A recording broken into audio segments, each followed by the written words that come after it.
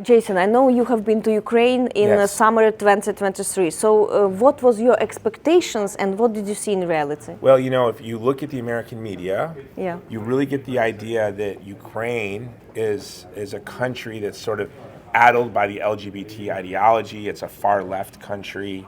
As a conservative Christian, I felt that although I had a lot of sympathy for the people of Ukraine being invaded by the largest land army in the world, I had a lot of sympathy for them.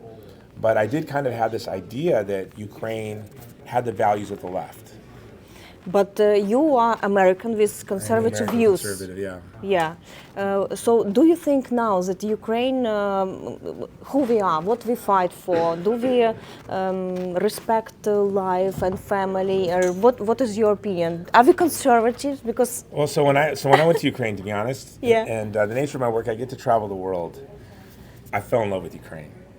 I fell in love with the people of Ukraine, and it was clear to me that I felt at home at Ukraine. I felt that Ukraine more had my values than the United States today. That really the United States is projecting on Ukraine its values, and not the values of the people of Ukraine. And in many ways, I feel like Ukraine has been invaded from the east and the west, sadly.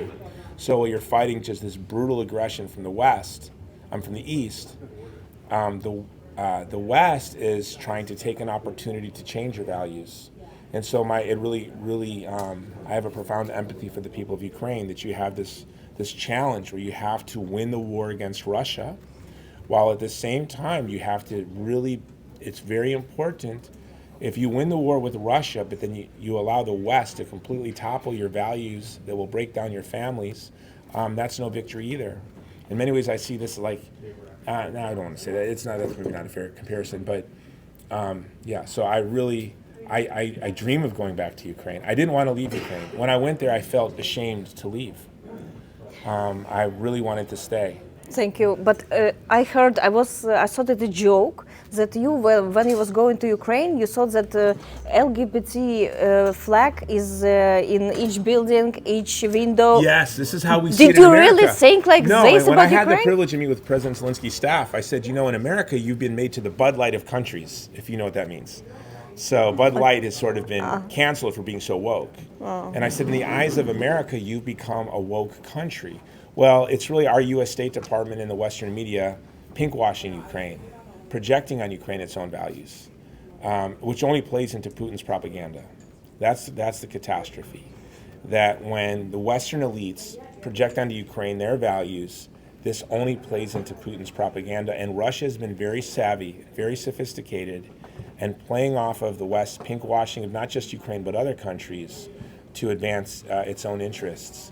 And so I think it's very important for America and for Ukraine's allies to not place demands on Ukraine to change its culture for support.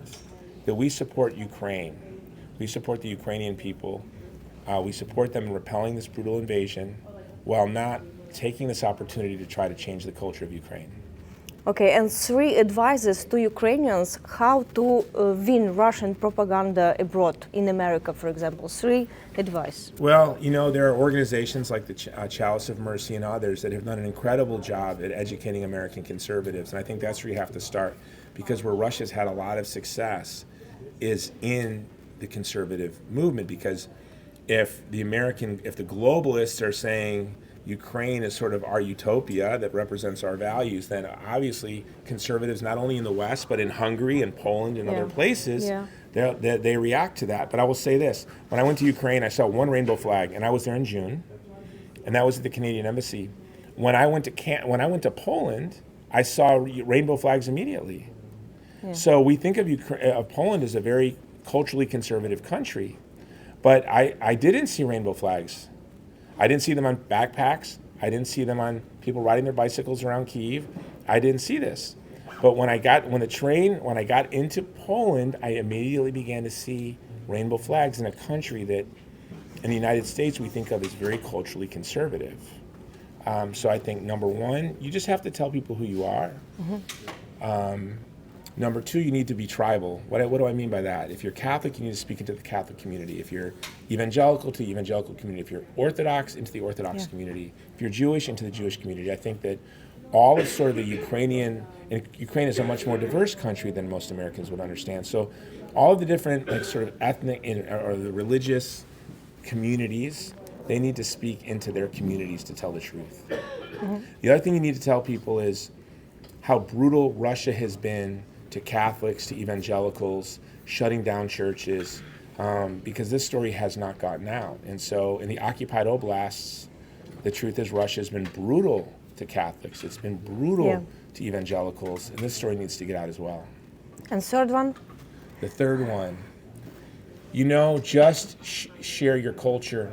One thing I think a lot of Americans don't understand, and it's, unfortunately, because America is the hegemon in a unipolar world, and our interests touch sort of the interests of every country in the world, the average American in no way can begin to understand the complexities of the history of all these countries.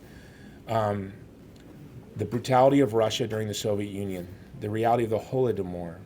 This history isn't known. And I think the Americans need to know about the Holodomor. They need to know about Russian brutality in Ukraine.